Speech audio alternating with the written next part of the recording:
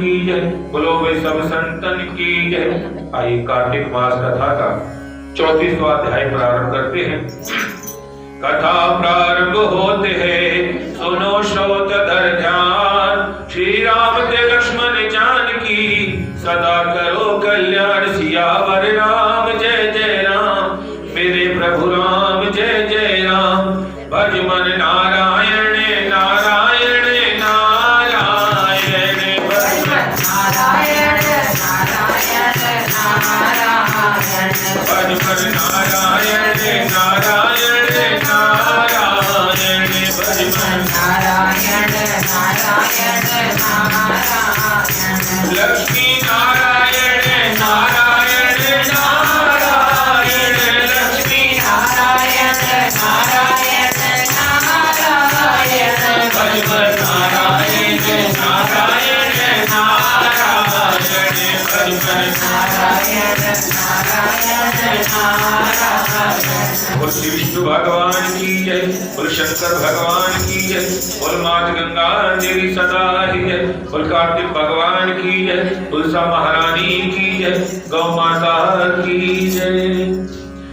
सूत जी ने ऋषियों से कहा प्रसंग बखान, 34वें अध्याय पर दया करो भगवान। सियावर राम जय जय राम, मेरे प्रभु राम जय जय राम। हे सूची, यह पीपल का पेड़ शनिवार के अतिरिक्त सप्ताह के बाकी दिनों में क्यों नहीं पूजा जाता?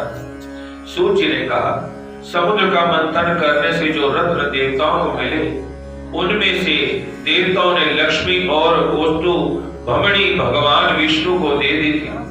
विष्णु भगवान जब श्री लक्ष्मी से विवाह करने के लिए तैयार हुए तो लक्ष्मी जी ने कहा, हे प्रभु, जब तक मेरी बड़ी बहन का विवाह नहीं हो सकता, आप मुझे छोटी बहन से विवाह कैसे कर सकते?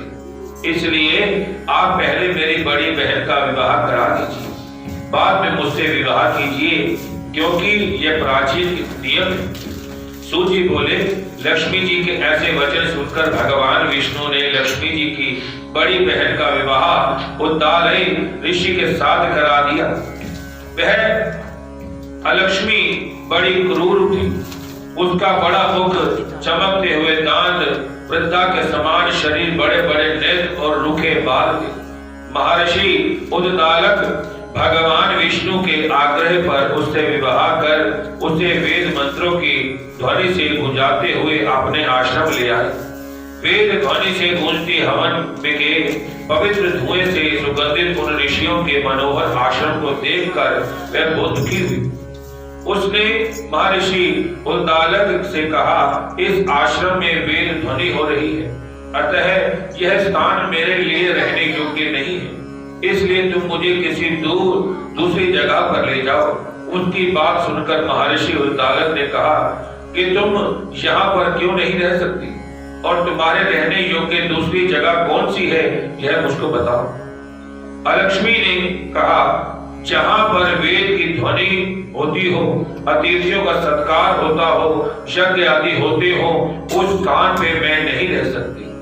जहाँ पर पति पत्नी आपस में प्यारे हो, पितरों के निमित्त यज्ञ होते हो, देवताओं का पूजन होता हो, वहां पर मैं नहीं रह सकती। जहाँ पर दिन रात्रि पत्नी पत्नी झगड़े करते हो, जहाँ से अतिथि लोग सदा निराश लौटते हो, जहाँ पर पूज्य वृद्धों, सत्पुरुषों तथा मित्रों का आदर अनादर होता हो, जहाँ पर दुराचारी, चोर, परस्त्री गमनी प्राणी हो रहते हो, जहाँ पर गौओं का वध, मद्यपान, ब्रह्म हत्या आदि पाप होते हो, वहां पर मैं प्रसन्नता पूर्वक निवास करूं। श्री विष्णु भगवान की जय। सूर्य ने कहा, इस प्रकार अलक्ष्मी के वचन सुनकर महर्षि जी मन में खिन्न हो गए। वह इस बात को सुनकर चुप रह गए। थोड़ी देर तक चुप रहने के बाद उन्होंने कहा कि अच्छा, तुम्हारे लिए ऐसा ही स्थान खोजूंगा, अतः मैं जब तक तुम्हारे लिए ऐसा स्थान ढूंढ न आऊं तब तक तुम इस पीपल के नीचे चुपचाप बैठी रहो। सूर्य ने कहा, महर्षि उद्दालक उसे पीपल के नीचे बिठाकर उसके रहने योग्य जगह ढूंढने के लिए चले, लेकिन जब बहुत समय तक प्रतीक्षा करने पर वह वापस नहीं लौटे तो लक्ष्मी रोने लगी। उसका बुरी तरह से रोना जब लक्ष्मी जी ने बैकुंठ में सुना तो वे व्याकुल हो उठी।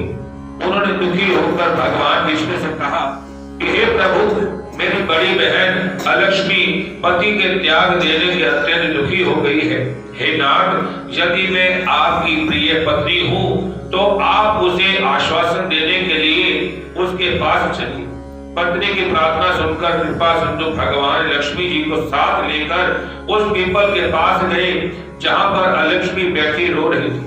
उसको आश्वासन देते हुए भगवान विष्णु ने कहा कि लक्ष्मी, इसी पीपल की जड़ में तुम सदा के लिए निवास क्यों नहीं करती? क्योंकि मेरे ही अंश से इसकी उत्पत्ति हुई है और इसमें मेरा निवास है।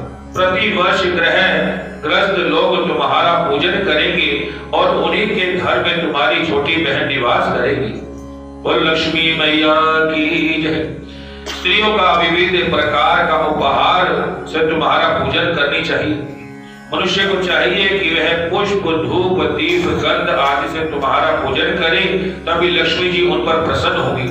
सूत जी ने कहा, भगवान श्री कृष्ण ने सत्यभामा तथा भृतु नारद का संवाद तुमको सुना दिया, जिसके सुनने से मनुष्य के सब पाप नष्ट हो जाते हैं और उसे वैकुंठ की प्राप्ति होती है।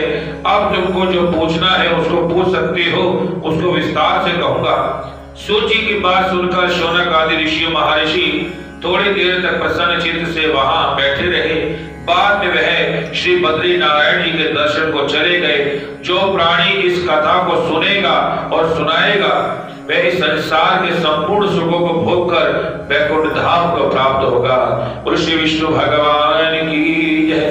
कथा विसर्जन होते है, सुनो श्रोतधर ध्यान। श्री राम ते लक्ष्मण जानकी, सदा करो कल्याण। सियावर राम